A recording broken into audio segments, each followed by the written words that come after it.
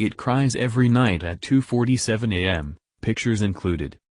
I drove over to Bree's house after I got off work. She was waiting for me on her front porch, kneading her hands together and shifting nervously. "Hey," I said. "I keep you waiting long?" She shook her head. "Just got here 15 minutes ago." She shot a look over her shoulder at her house, then slowly rose to her feet. I'd received another call from her late last night. She'd been so frantic that it had been impossible to understand her. When she eventually calmed down, she just asked if she could spend the rest of the night at my place. She'd arrived at my apartment a few minutes later and had fallen asleep almost immediately. The next morning she took off for work before we could talk. I still wasn't entirely sure what had scared her so badly the night before. I reached down and took one of her hands. "Did someone try and break in?" She shook her head. "I have to show you." She slid the key into her lock, then pushed the door open.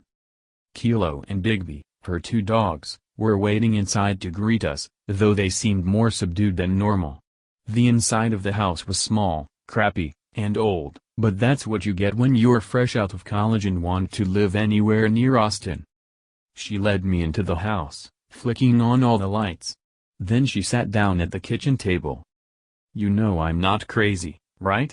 she asked. "I wouldn't go that far," I said. "Nobody who enjoys pineapple on pizza can be entirely sane." Bree didn't crack a smile, which immediately worried me.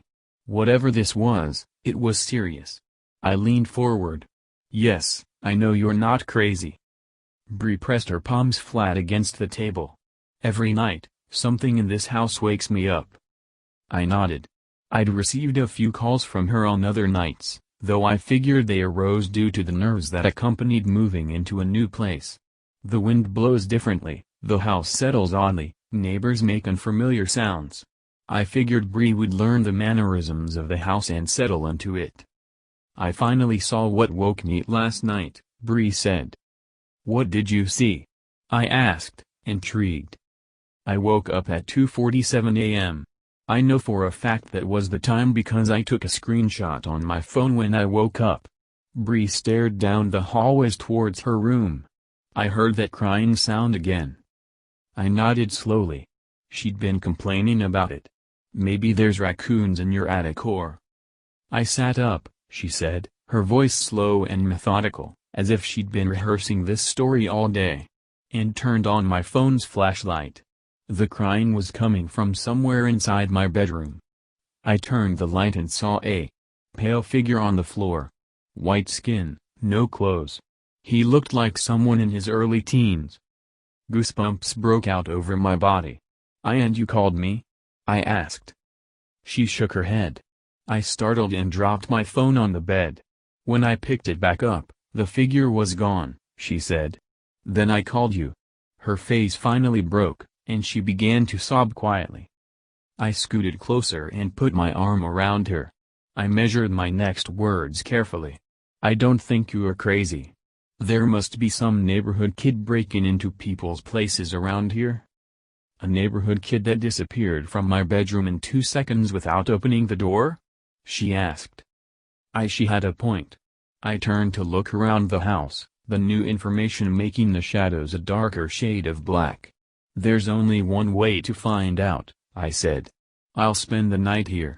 When 2:47 a.m. comes, I'll be ready with a baseball bat." She turned to look at me. "I can't let you stay here alone." "I won't be alone," I said, reaching out to pet one of the nearby dogs. "Bigby here is a fierce predator. He'll protect me." She started to argue, but I cut her off. "Bree, you just bought this house. Selling it so soon would cost you thousands. Best case scenario, I chase off a local prankster. Worst case, I learn exactly what you're going through."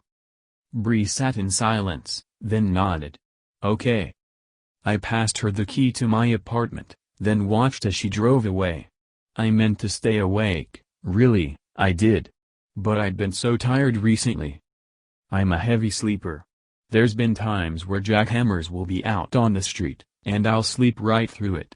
So the fact that a sound this indistinct from inside the house pulled me back from the depths of sleep immediately. It was odd. The sound of sobs was soft, that's the thing. I reached over and grabbed the baseball bat leaning on the bedside table and got to my feet, my blood immediately thumping in my ears.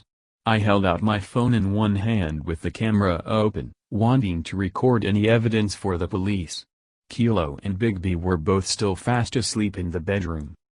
I stepped out of the bedroom into the dark hallway, shutting the door behind me. The sound of crying continued. It was the sound of a young teenaged boy, a voice still in the throes of puberty, cracking and breaking with sobs. I stepped forward, turning my head to get a better idea of the sound's direction. The sobs were coming from the laundry room to my right. "Hey!" I barked, my voice so loud that I surprised myself a little. The sobs stopped immediately. I burst into the laundry room and took a picture. The flash lit up the entire room like a flashbang grenade. There was nothing inside. No windows, no other doors, and no pale figure. I took a few more pictures, scanning the room each time. There was nothing. I left the laundry room and shut the door behind me with a snick.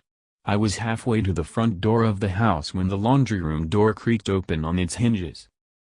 I spun, held up my phone, and took a picture. A pale figure stood there, just inside the laundry room, staring at me from the doorway. I backed up slowly, all thoughts of fighting or indignation fleeing from my brain. I ran the same way I'd run from a charging bear. My feet pounded down the steps of Bree's house, then I slammed the front door shut behind me. Here is the picture I took. I'm not sure what to say to Bree about the house.